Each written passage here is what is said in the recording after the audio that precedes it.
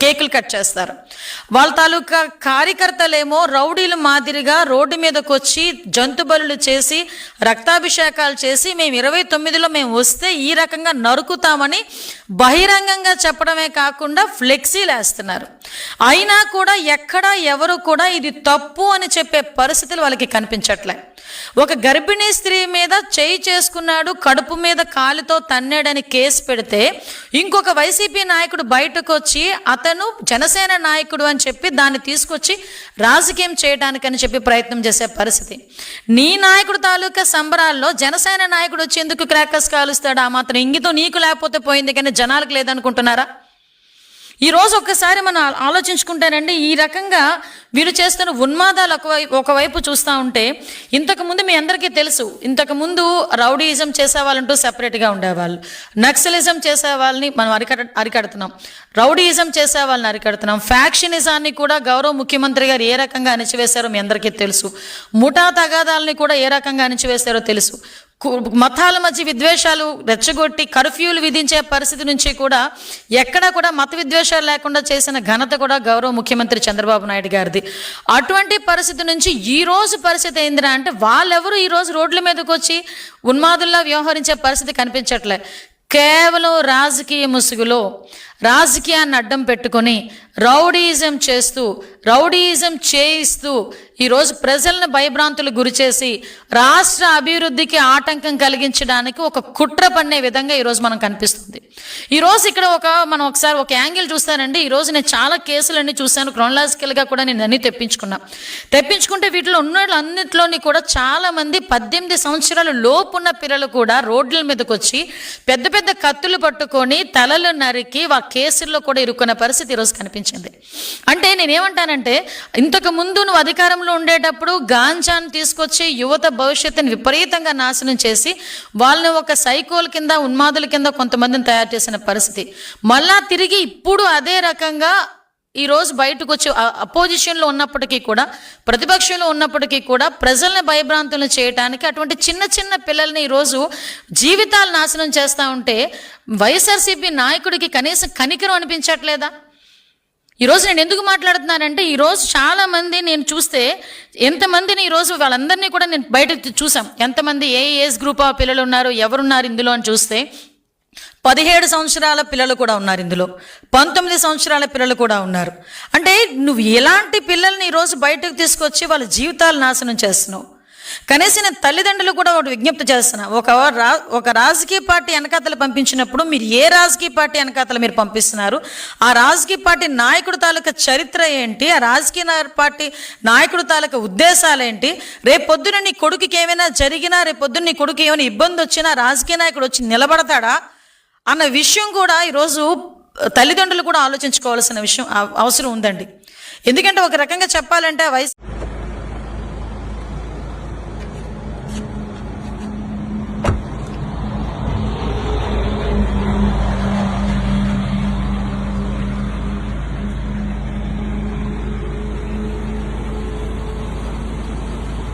ఈరోజు నేను హైదరాబాద్ నుంచి వస్తున్నాను.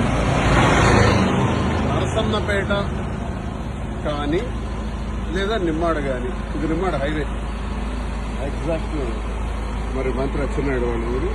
నరసన్నపేట అంటే కృష్ణదాసు వాళ్ళు.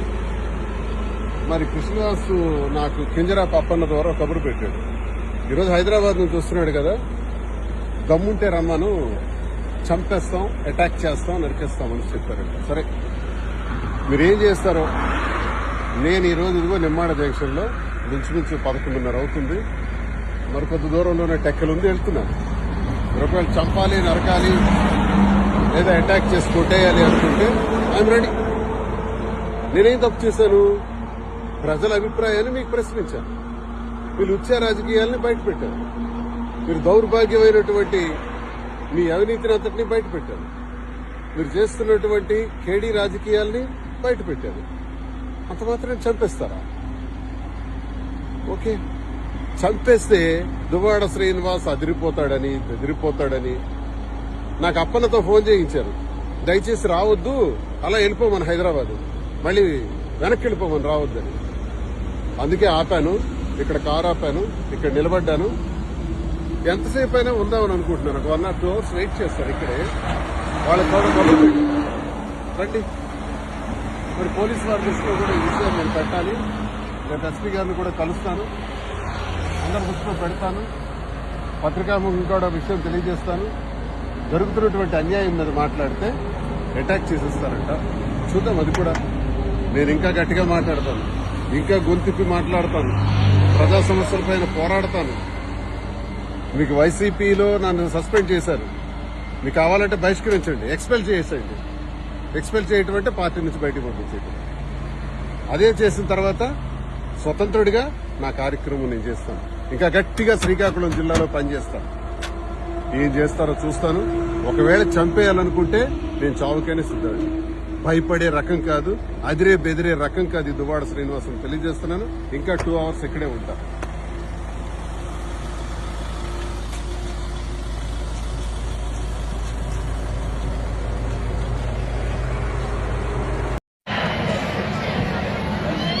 పల్లెలలో విధిస్తున్న ఈ డ్రగ్స్ కి వ్యతిరేకంగా పిలుపునిచ్చి ఈరోజు ఈ చైతన్య యాత్రని, అభ్యుదయ యాత్రని చేపట్టిన కూటమి ప్రభుత్వంలో పెద్దలు నారా చంద్రబాబు నాయుడు గారికి, పవన్ కళ్యాణ్ గారికి, అలాగే యువ నాయకులు లోకేష్ గారికి, ముఖ్యంగా గత 5 సంవత్సరాలు పోలీసులు అంటేనే భయపడతారు నియోజకవర్గం తరఫున వాళ్ళ శాసనసభ్యురాలిగా మీ అందరికీ ధన్యవాదాలు తెలుపుకుంటున్నానండి.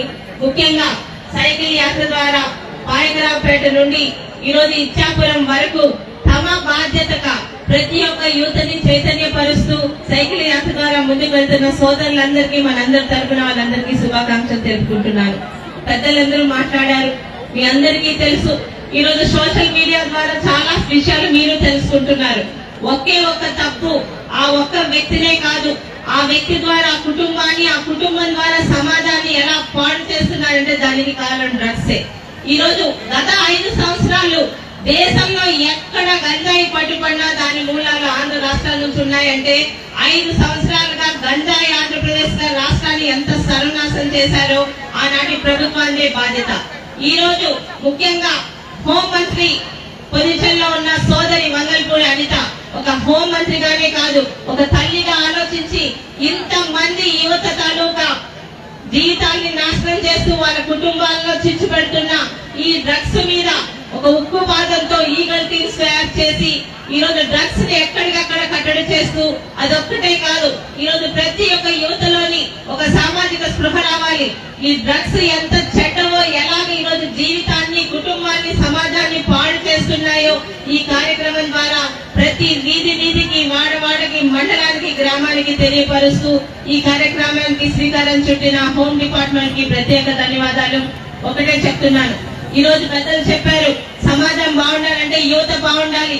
ప్రశ్నించే ధైర్యం, పరుగు పెట్టే ధైర్యం ప్రతి ఒక్కటి మీ సొంతం. అలాంటి యువతని ప్రశ్నించకుండా చేయడానికి ఈ డ్రగ్స్ ద్వారా బానిసలు చేస్తున్నారు. అలాంటి వాటిని మనం పక్కకు రావాలి. ఒక్కసారి ఆలోచించండి, డ్రగ్స్ అనేది మామూలు మహమ్మారి కాదు. ఏదో ఒక్కసారి రుచి చూద్దామనుకుంటే మీ జీవితాన్ని, మీ తల్లిదండ్రుల జీవితాన్ని, మీ కుటుంబాన్ని కూడా ఈరోజు నాశనం చేస్తుంది. వారి వలసలు కూడా మర్చిపోయేలా చేస్తుంది ఈ మత్తు పదార్థాలు.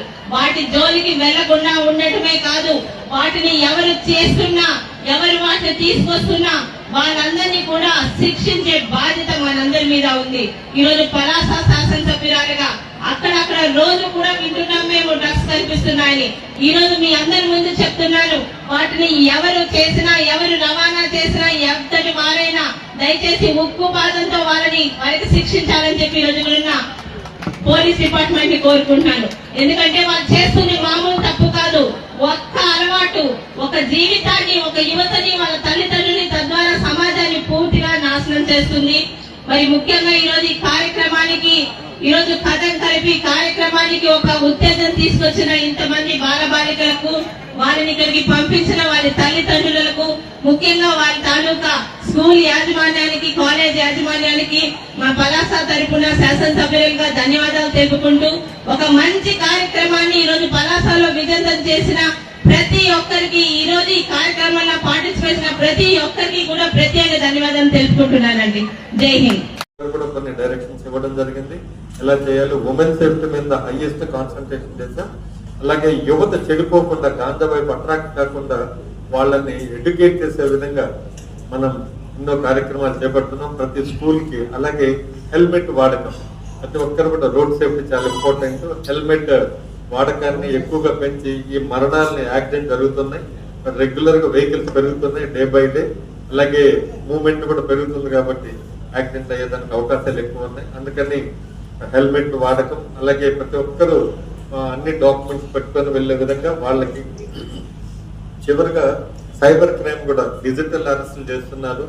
ఈ డిజిటల్ అరెస్ట్ లో బాగా రిటైర్డ్ ఎంప్లాయీస్ ని, అలాగే బిజినెస్ పీపుల్ ని, గవర్నమెంట్ ఎంప్లాయీస్ ని వీళ్ళని టార్గెట్ చేసి భయపెట్టి భయభ్రాంతులు చేసి అరెస్ట్ చేస్తామని చెప్పి వాళ్ళ యొక్క సంపాదన అంతా కూడా వివిధ రూపాల్లో వాళ్ళు తీసేసుకుంటున్నారు. అలాంటి వాళ్ళని కూడా ఒక అవేర్నెస్ మన జిల్లాలో ఈ 4 ఐటమ్స్ పైన ఒక ఛాలెంజ్ గా తీసుకొని గాంజా మీద సంకల్పం అనే ఒక ప్రోగ్రామ్ ద్వారా, అలాగే ప్రతి వెహికల్ ద్వారా విలేజ్లకు వెళ్తూ ఎక్కడ గాంజా స్పాట్ ఎక్కడెక్కడ వాడక ముందు అలాంటి దగ్గర ఎక్కడెక్కడ యూజర్స్ ఉన్నారో ఆ ఏరియాలో ఒక అవేర్నెస్ క్రియేట్ చేయడానికి కోసం సంకల్పం అనే ఒక ప్రోగ్రామ్ ద్వారా ఆడియో వీడియో ద్వారా ప్రజలకు అవగాహన కల్పిస్తూ, అలాగే లాస్ట్ ఈ మంత్ లో అభ్యుదయం అనే ఒక సైకిల్ యాత్ర మన డిఐజీ గారు, వైజాగ్ రేంజ్ డిఐజీ గారు గోపీనాథ్ రెడ్డి గారు ఆయన డిజైన్ చేశారు. ఈ మన ఉత్తరాంధ్ర 5 జిల్లాలను కలుపుతూ రాయగరావుపేటలో స్టార్ట్ అయినటువంటి అభ్యుదయం అనేటువంటి సైకిల్ యాత్ర మా పోలీసు సోదరులే ప్రతి దారి పొడగాకు అప్ టు ఇచ్చాపురం వరకు దాదాపు 1000 కిలోమీటర్లు వాళ్ళు ప్రయాణం చేస్తూ మధ్య మధ్యలో ప్రతి స్కూలు తగిలినట్టు దారిలో ఉన్నటువంటి స్కూల్స్ అలాగే కాలనీస్ అందరూ కూడా అవేర్నెస్ క్రియేట్ చేస్తూ ఆ సైకిల్ యాత్ర మన విజయనగరం కూడా దాటి శ్రీకాకుళంలో ఉంది. వాళ్ళందరూ కూడా గాంజా యొక్క ఇంపాక్ట్, దానివల్ల లైఫ్ ఏ విధంగా యువత కోల్పోతుంది దానికి అవేర్నెస్ క్రియేట్ చేసేదానికి ఆ ప్రోగ్రాం పెట్టాం. అలాగే సైబర్ క్రైమ్ బారిన పడకుండా, అలాగే హెల్మెట్ వాడి ప్రాణాలు కాపాడుకోవాలి. అలాగే గుడ్ టచ్ బ్యాడ్ టచ్ చిన్నపిల్లలకి చిన్నప్పటి నుంచే వాళ్ళకి నేర్పించి పెద్ద అయితే వాళ్ళకి ఆత్మస్థైర్యం ఉండే విధంగా స్కూల్స్ లోనే వాళ్ళకి గుడ్ టచ్ బ్యాడ్ టచ్ మన స్కూల్స్ లో అన్ని స్కూల్స్ కి పోలీసులు పంపించడం, అలాగే టీచర్స్ తో మాట్లాడి చిన్నపిల్లలకి గుడ్ టచ్ బ్యాడ్ టచ్ నేర్పించడం వల్ల పోక్సో కేసులు తగ్గించడం, అలాగే విస్తృతమైనటువంటి అవగాహన, అలాగే ఎడ్యుకేషన్ వాళ్ళకి తెలియజేయడం నేరాలు, అలాగే హెల్మెట్ లేకపోతే ఎటువంటి అనర్థాలు జరుగుతాయి, అలాగే వాళ్ళకి ఎడ్యుకేట్ చేస్తూ, అలాగే డ్రంక్ అండ్ డ్రైవ్ చేస్తే జైలుకి పోవాల్సి వస్తుంది, ఆ ఫ్యామిలీ రోడ్డు పడుతుంది చనిపోతే అనేసి ఒక కాన్సెప్ట్ మనం ఎన్నో ఎడ్యుకేట్ చేసేదానికి ప్రోగ్రామ్స్ అన్ని కూడా డిజైన్ చేసి ఈ జిల్లాలో ఈ 4 యాంగిల్లో కూడా మనం అఫెన్సెస్ ని బాగా తగ్గించడం జరిగింది. సో జిల్లా మనం ఇంటర్నేషనల్ ఎయిర్పోర్ట్ వస్తుంది, అలాగే మనకు మిగతా అక్కడున్న సమస్యల మీద వాళ్ళు పెట్టిన ఆ గ్రామ సభకి వెళ్లిన రైతులందరూ వాళ్ళ గూడు వీళ్ళగక్కుకోవటం జరిగింది అక్కడ. దానిలో భాగంగా రామారావు గారు మాట్లాడిన మాటలు, అక్కడ జరిగిన ఆ స్థితి చూస్తే నిజంగా హృదయ విదారకమైన సంఘటన అది. ఎట్లా అంటే ఆయన అడిగారు, 2 ఎకరాల పొలం ఇచ్చా, 2 ఎకరాల పొలం ఇస్తే మీరు నాకు గుంటలో ఇచ్చారు, దానికి స్థలం 4 అడుగుల లోతు నీళ్లు ఉంటాయి ఎప్పుడు అక్కడ, దాన్ని నేను ఏం చేయాలి, దాన్ని తీసుకుని నేనేం చేయాలి? అట్లాగే నా ఇల్లు కూడా దారికి ఇల్లు అడ్డంగా ఉన్నారు, సరే మంచిదని ఆ ఇల్లు కూడా ఇచ్చా, మీరు నాకేమి ఇస్తున్నారు ప్రతిఫలంగా? మీరు ఇస్తున్నది మీరు ఇవ్వకపోతే ఎంతకాలం అని నేను ఈ విధంగా బ్రతకాలి? ఒక రైతు రాజధాని కోసం తన భూమిని, తన ఇంటి స్థలాన్ని, ఇంటిని కూడా ఇచ్చుకొని నేనేమన్నా బొచ్చి తీసుకొని బెచ్చమెత్తుకోవాలా అండి అని అడగటం ఎంత విచారకరమైన విషయం అండి. ఏం చేస్తుంది ఈ ప్రభుత్వం? ఇంతకాలం ఏం చేస్తున్నారు? మీరు ప్రారంభించిన ఈ 12 ఏళ్లలో 12 ఏళ్ల నుంచి మీరు చూస్తున్నాను ఉన్నారు రాజధాని చంద్రబాబు నాయుడు గారు. రైతులకు మీరు ఇచ్చిన వాగ్దానాన్ని మీరు నెరవేర్చలేకపోతున్నారు ఎందుకు? 30,000 మంది రైతులు ఇచ్చారా మీకు పొలాన్ని? ఇంతమందికి మీరు మమ్మల్ని ఎందుకు అన్యాయం చేస్తున్నారు? మమ్మల్ని ఎందుకు రోడ్డుకి ఈడుస్తున్నారు? రైతు ఆవేదన ఇది మామూలుగా ఉండదు. ఒక్క రైతు అనే వ్యక్తికి దాని బాధ. ఆ భూమిని సొంతం చేసుకున్న రైతు దాంట్లోనే తన జీవితాన్ని గడిపి, ఉదాహరణకు నా కుటుంబం తీసుకుంటే, మా నాయనకున్నది 2 ఎకరాల పొలం, 10 మంది సంతానాన్ని పెంచాడు మా నాయన. మీ అందరం కూడా పెరిగి పెద్ద అయ్యాం. అదే భూమి మమ్మల్ని ఈ స్థితికి తీసుకొచ్చింది ఇవాళ. అదే ప్రతి రైతుకి ఆలోచన ఉంటుంది కదా, ప్రతి రైతు కూడా బాధపడే విషయమే కదా. ఈ విషయాన్ని మీరు ఎందుకు మర్చిపోతున్నారు చంద్రబాబు నాయుడు గారు? ఈ రైతుల జీవితాలతో ఆడుకోవటానికి మీరు మాతో ఏంటండి? భూమి ఇచ్చాడు రైతు, తన ఇల్లు ఇచ్చాడు, ఆఖరికి ప్రాణం కూడా ఇచ్చాడు కదండి.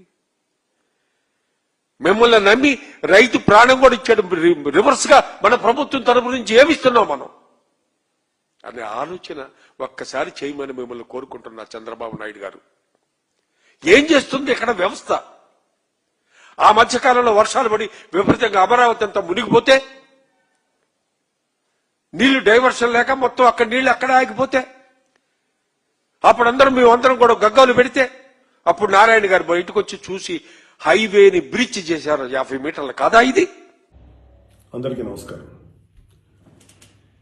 ఒక జనసేన కార్యకర్తగా కాదు, ఒక ప్రభుత్వానికి సంబంధించిన ఎమ్మెల్సీగా కాదు, లేకపోతే ఒక కుటుంబానికి సంబంధించినటువంటి వ్యక్తిగా కాదు, ఒక సినిమా మనిషిగా కాదు, ఒక మామూలు హ్యూమన్ బీయింగ్గా నేను ఈ మాట మాట్లాడుతున్నాను.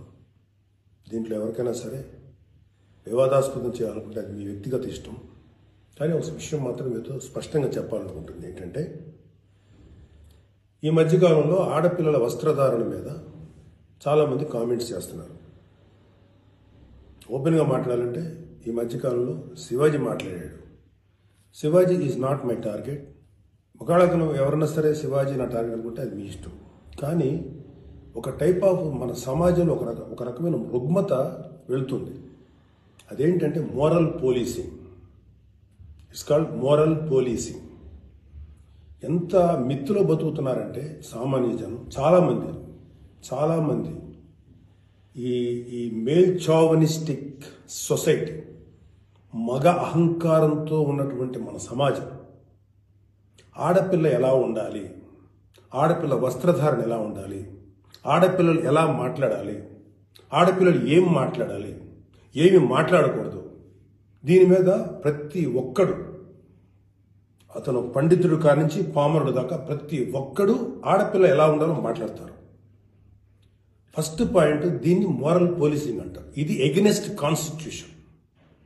ఒక ఆడపిల్ల ఇలాంటి వస్త్రధారణ చేసుకోకూడదు, ఒక ఆడపిల్ల ఇలాంటి వస్త్రధారణ చేసుకోవాలి అని చెప్పడానికి మీకేం హక్కు ఉంది?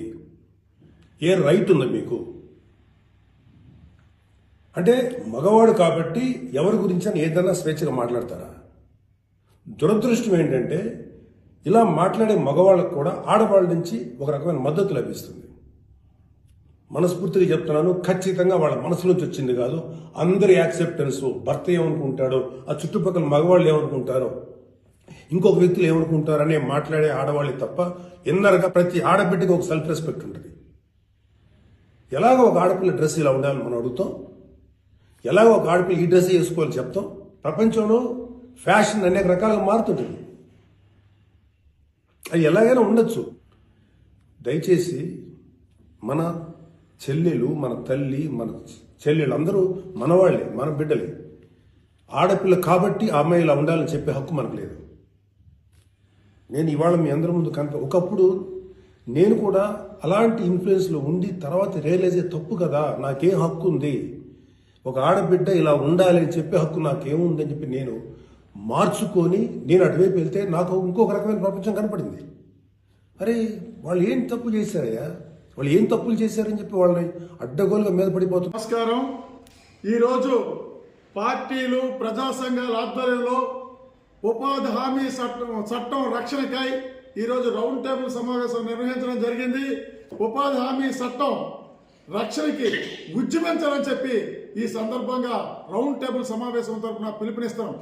యూపీఏ ఆధ్వర్యంలో వామపక్షాల ఆధారితంగా ఉండే ప్రభుత్వంలో పని హక్కు గ్యారంటీ కల్పిస్తూ ఆ రోజు ఎన్ఆర్జీఎస్ అనేది పథకాన్ని తీసుకొస్తే ఈ రోజు బీజేపీ ప్రభుత్వం ఈ రోజు ఆ పథకాన్ని ఏమో హత్య చేసేసింది. ఈ రోజు పని హక్కుని పూర్తిగా లేకుండా చేసింది. అంతేకాదు ఈ రోజు బీజేపీ ప్రభుత్వంలో కీలక పాత్ర వహిస్తున్న తెలుగుదేశం పార్టీ, జనసేన పార్టీ ఈ రోజు ఎందుకు వ్యతిరేకించలేదని చెప్పి ఇవాళ మేము ప్రశ్నించదలుచుకున్నాం. ఎందుకంటే ఈ రోజు ఈ ఉపాధి హామీ చట్టాన్ని మార్చడం వల్ల కేంద్రం గతంలో ఇస్తున్న 90% నిధులు 60% కుదించింది. రాష్ట్ర ప్రభుత్వం మీద 40% నిధులు ఇవాళ బనాయించింది. ఇవాళ రాష్ట్రాన్ని అధోగతి పాలు చేయడానికి చేస్తుంది. ఇవాళ ఉపాధి హామీ పథకం గ్రామీణ ప్రాంతాల్లో ఇవాళ గ్రామీణ ఆర్థిక వ్యవస్థను ఎదుర్కోవడానికి ఉపయోగపడింది. అట్లాంటి ఈ ఉపాధి హామీ పథకాన్ని కూలీ చేయడం వల్ల ఈవేళ గ్రామీణ ఆర్థిక వ్యవస్థ అంతా కూడా సర్వనాశనం అయిపోయే పరిస్థితి ఉంది. అందుకోసమే దీనికి వ్యతిరేకంగా ఉచ్చి పెంచాలని చెప్పి పిలుపునిస్తున్నాం.